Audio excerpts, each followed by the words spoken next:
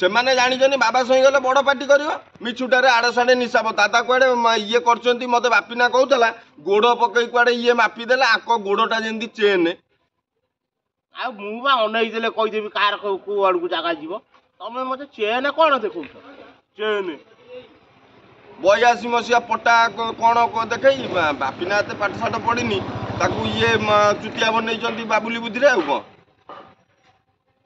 ତାଙ୍କ ଘରେ ଯାଇକି ତମେ କାହିଁ ତମେ ତ ନିଶାବ କରିବାକୁ ଗଲ ତାଙ୍କ ଯୋଉ ଚଉରା ଉପରେ ବସି ନିଶାବ କରିଥାନ୍ତ ତାଙ୍କ ଘରେ ଯାଇ ଫୁସୁ ଫୁସୁ ହେଇ ଚା ପାନ ଖାଇ 100-200 ଟଙ୍କା ବୋଧେ ଧରେଇ ଦେଇଥିବେ ଇଏ ସେଇଠୁ ନିଶାବ କରିଦେଇଛନ୍ତି। ନିଶାବ ଯିଏ କରିବ ସିଏ ସମାନ ଭାବରେ ନ୍ୟାୟ କରିବ। 100-200 ଏ ନିଶା କରିବାକୁ ଡାକିଦେଲା କାଲି ରାତିରେ ମତେ ଡାକିକି ନେଇ ହୋଟେଲରେ ମତେ ମଟନ ଭାତ ଦେଇଛି ଖାଇବାକୁ। ଦେଖିଲୁ କଥା ବାହାରିଗଲା। କଥା କହୁଛି ଆଉ ତା ସପକ୍ଷରେ ଯିବି ନା କାହା ସପକ୍ଷରେ ଯିବି? ହଉ ଲୋକମାନେ ଶୁଣିଲେ ତମେ କ'ଣ ଖାଇକିରି ନିଶାବ କରିଛ।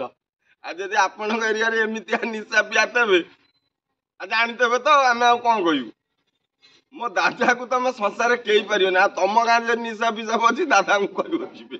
ମଟନ ଭାତ ଖାଇଦେଲେ ତମ ଆଡକୁ ସେ ନଇଲେ। ଛି ଛି ଛି।